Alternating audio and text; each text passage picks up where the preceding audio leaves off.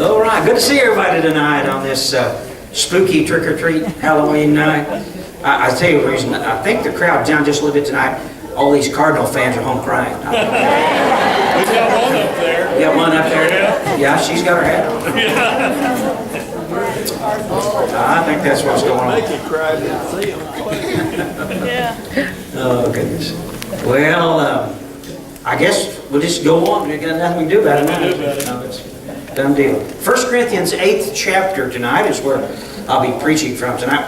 Tonight we're going to talk about your testimony, your influence. And I'll be honest with you, when I was a kid, I think my dad's greatest fear in the whole world was that I'd grow up and play pool.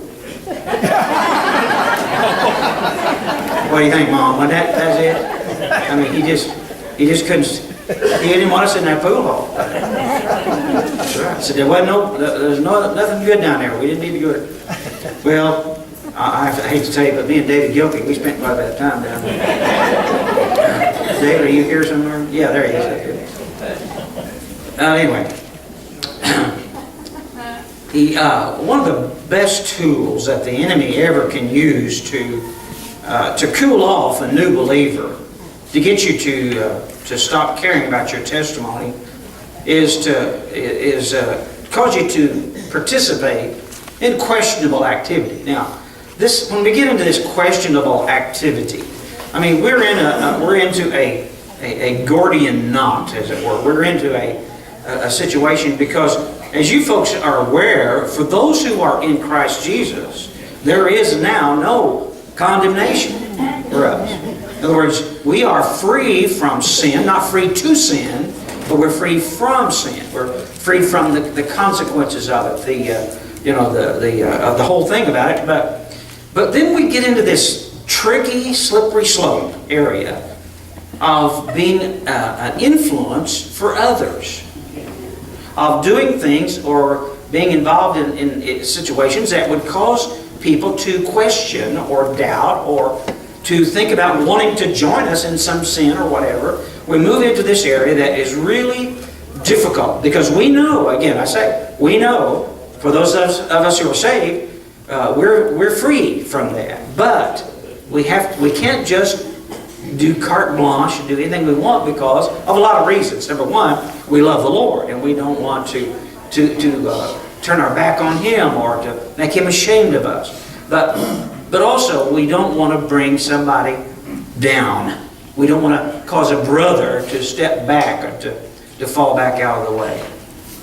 So your testimony is vitally important. Your testimony is vitally important. Now, for those of you who have never been to church in a stockyards before, this is a stockyards. And there's people working back there, and so just tune it out. It may be better than what you hear from me, so choose whatever you want to listen to. Just go on, I'm having trouble. Oh, you have trouble? I thought maybe you just wanted to sing or something. No. Now, from time to time, Christians should reevaluate what we allow ourselves to do. Again, I'm not being dogmatic. I'm not trying to be legalistic and divide up so many things that these questionable activities. But there is this thing that we believe in that's morally neutral. In other words, we can be involved in some things, but it might hurt others. So just because I can doesn't mean I should. That's right. Are you with me now? That's right. See where I'm going with this? Okay. So Jesus cautioned us. I mean, he said, you need to be careful because you don't want to be a stumbling block. Right. Yeah. Now, a stumbling block is obviously, you understand what that means. It's something you could trip over. Whenever we were playing baseball in high school and all, we'd say, well, somebody would be running backwards trying to catch a ball. We'd say, watch out for that tricycle. Because you don't want to stumble over something like that.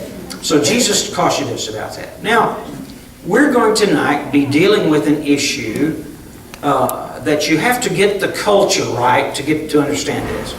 Imagine going to a church. It wouldn't be a church like you're thinking of. It'd be a pagan church where there were idols and all those other things that go along with that. But as you went to church, you brought with you a leg of lamb or something like that, a piece of animal flesh. You bring that with you to worship. and you'd hand it to the priest when you walked in the door, and the priest would take that animal part and would barbecue it right there in front of you and the worshipers. And then at the end, part of the service, near the end of the service, you would share in a meal. You would eat that meat that you brought, and you would share like communion, because you offered the leg of lamb to the idol, and then you would take and eat your share of that, or your part of that. And so it'd be like us doing communion today. So that's where we are. That's the cultural background here. Now, the question arose, what about Christians? Do Christians eat meat that's been sacrificed in these pagan services? Now, what they did with that meat was, if it wasn't all eaten, they would take it down into the marketplace. And they'd sell it. They'd just hang it up down there, and it'd be for sale. And so when you went to the marketplace to buy some supper, and you bought that, you wouldn't know if that was sacrificed to a god or an idol, or if it wasn't. You just would not know. You'd have to. So some believers would never eat meat from the marketplace, because they just didn't know for sure. They want to be sure and not to eat something that was off limits. So, what do you do as a Christian? Do you eat this off-limit meat? You said there's a lot of young or uninformed believers that might be hurt if we ate the meat. So some people would say, "Oh, it's just meat.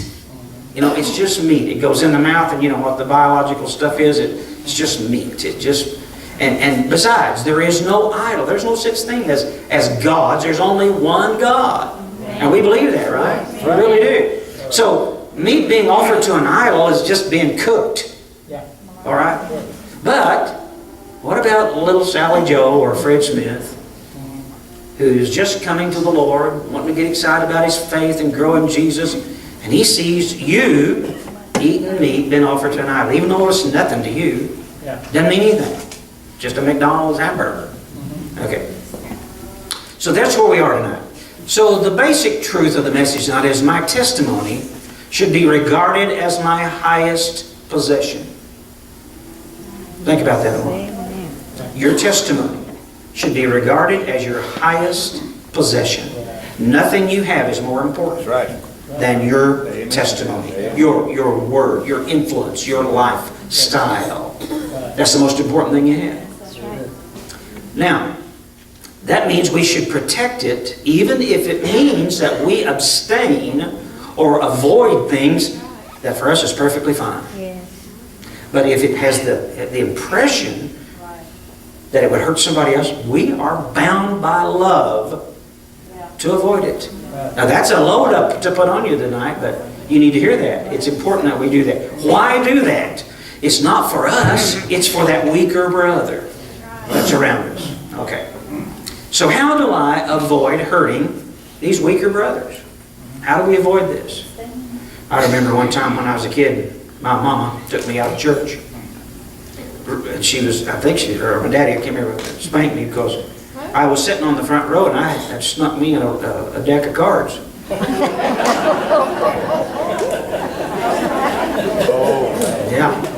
Horrible. And I was sitting on the front row, and I was feeling it.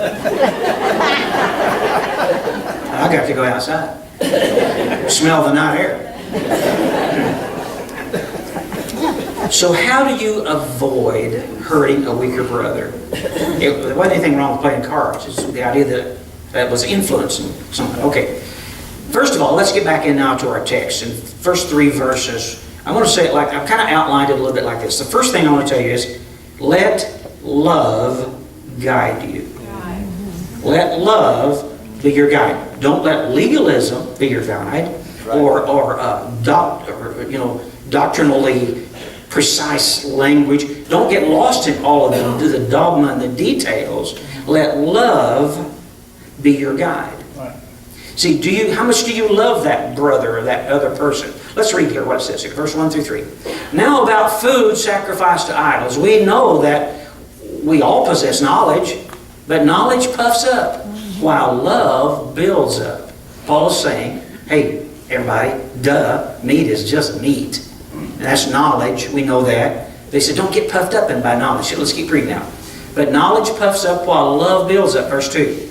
Those who think they know something do not yet know as they ought to know. But whoever loves God is known by God. He just takes this thing back to love. He goes back to it. This is your guide. Love is your guide.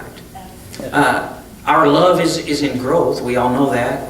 Love is better than knowledge. I've often joked and laughed about my own life. When I was in my early 30s and 20s, late 20s, maybe early 30s, starting in the ministry, I literally knew about everything there was to know. About church, about the Bible, about God. You just asked me and I could tell you. I knew it all. But now that I'm in my 60s and something like that, I'm not sure I know anything.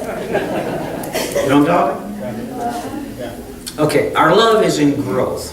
It's changed over the years. I used to be judgmental, dogmatic, legalistic. Man, I'd have fit in with just any fundamental type church in the world. But later, I have mellowed into a lot more tolerance. I'm a lot more tolerant now because love has grown in my life. Love has been my guide. Now, I'm now finding myself at a brand new place.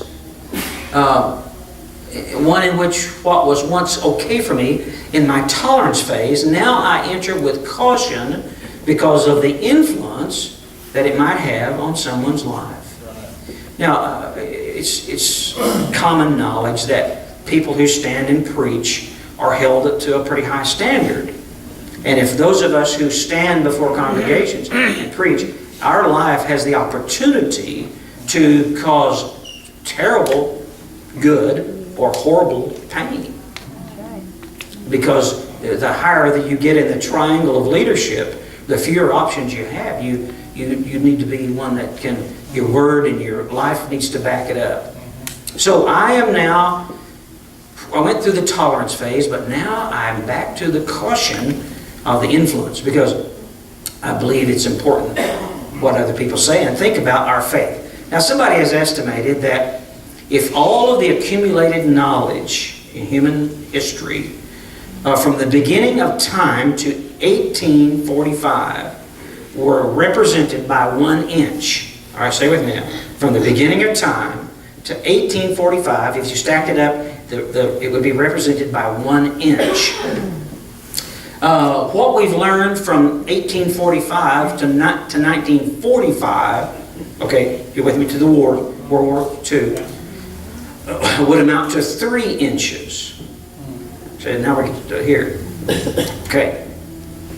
From 1945 to 1975 would be represented by the height of the Washington Monument. Wow. Since then, it probably has doubled or tripled several times because of the information and the knowledge that we have out there available.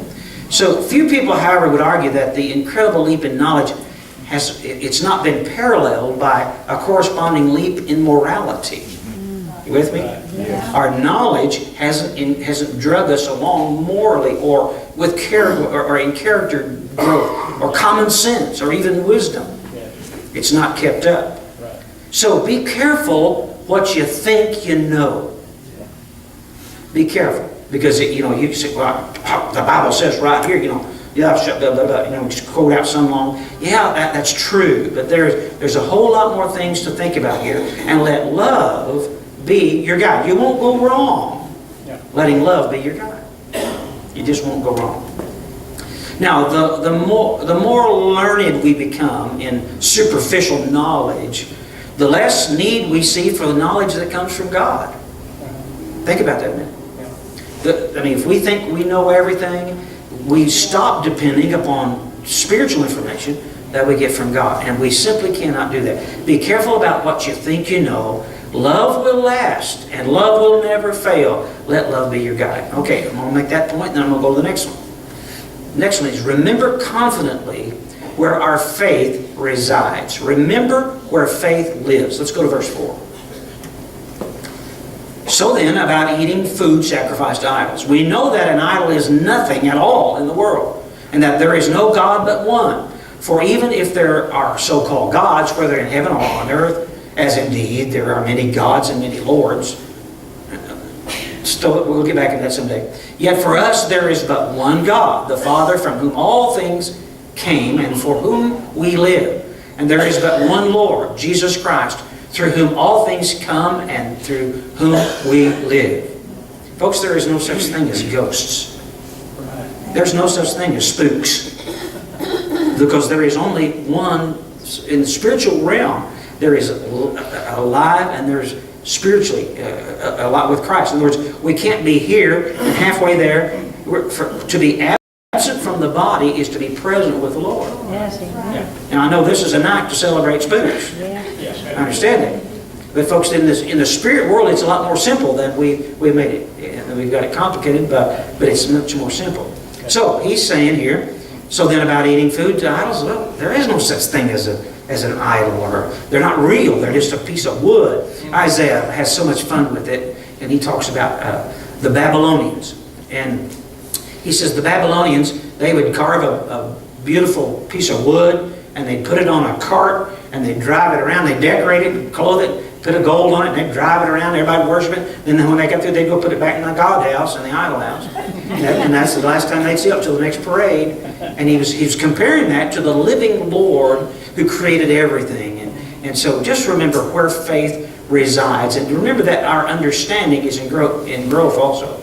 Keep it simple. Keep your life simple by avoiding complicated theologies that confuse. See, we don't pray to saints. We don't have elaborate rituals to keep evil away. We don't have to put garlic on our houses and all that stuff. We don't do that because we believe that the Lord Jesus Christ is the greatest power and the source in the universe, and we trust Him to keep us safe. A Japanese warlord who ruled over Japan in the late 1500s commissioned a colossal statue of Buddha for a shrine in Kyoto. It took 50,000 men 5 years to build this Buddha. But the work had scarcely been completed when the earthquake of 1596 brought the roof of the shrine crashing down and wrecked the statue. Enraged, Hideyoshi shot an arrow. That's the guy that had it done. He shot an arrow at the falling colossus Buddha, and he said to him, after he shot him with an arrow, "I put you here at great expense," he shouted, "and you can't even look after your own temple." See, idols are nothing. Idols are nothing. And I feel my heart is broken for people who worship idols, who try to live to them, because they are nothing. There is nothing in this world but Christ, and then people living on this earth. There is nothing else. Now, so what you need to do with your life is talk about Jesus, preach Him, teach Him, live for Him, and lift Him up. Right. Now, decide prayerfully in your life what you can let slide. That's the next part of the outline. Decide what you can let slide. There's some things you're going to have to turn loose of and let slide. And let me read it and I'll try to explain it. But not everyone possesses this knowledge. Now, this is Paul speaking. He said, now remember, not everybody thinks like I do or like you Corinthians do. Some people are still so accustomed to idols that when they eat sacrificial food, they think of it as having been sacrificed to a god. And since their conscience is weak, it is defiled. But food does not bring us near to God. We're no worse if we do eat or if we do not eat. It's no better or no worse. Okay. Now, we have to remember that our conscience is in growth. Weaker people, and you have them in your life. There are people watching you. You've made your faith known. You've said, I believe in Jesus, and I'm going to live by faith and trust Him. And people then, they tune in on you and they watch you because, quite honestly, you're about the only Bible they'll ever read. Did you know that? They're watching you, and they're wanting to know what it means to be a Christian, and they're learning it from you. So you have to be very, very careful of how you deal with these people.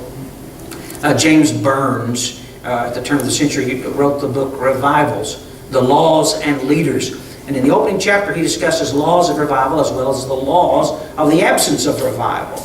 Now, the first tendency, he writes, is for the doctrine of the church to lose its power of convicting the conscience, convincing the mind, or moving the heart. The first thing that happens, he says, is doctrine loses that power. He goes on to point out that spiritual decay brings with it a formality of worship in which the ritual is so exalted that it crushes the spirit. The ritual is so important to them that it crushes all the spirit out of it. Aren't you glad you go to a cowboy church? Where we don't have any ritual. We just worship the Lord and love each other. Be cautious, because there's some things that you could let slide that would hurt a weaker brother. And I could preach on and on here forever, but let's run it to a corner here. Make it clear you're on Jesus' side. Make it clear. Make it clear. Stand up. Let your testimony be solid. So let's read verse 9. Be careful, however, that the exercise of your rights does not become a stumbling block to the weak. There it is. For if someone with a weak conscience sees you with all your knowledge eating in an idol's temple, won't that person be emboldened to eat what is sacrificed to idols? So this weak brother or sister for whom Christ died is destroyed by your knowledge. Now, when you sin against them in this way and wound their weak conscience, you sin against Christ. That's what Paul said. It might not be a sin to you, but if somebody, weaker brother, sees you, you've sinned against the Lord. Therefore, if what I eat causes my brother or sister to fall into sin, I will never eat meat again. That's Paul said. And so that I will not cause them to fall. If you were accused tonight of being a Christian, would there be enough evidence to convict you?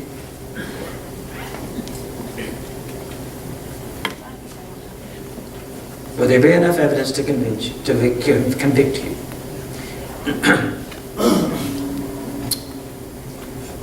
What do you need to do? Here's what I need you to do. If you want to be distressed, look within.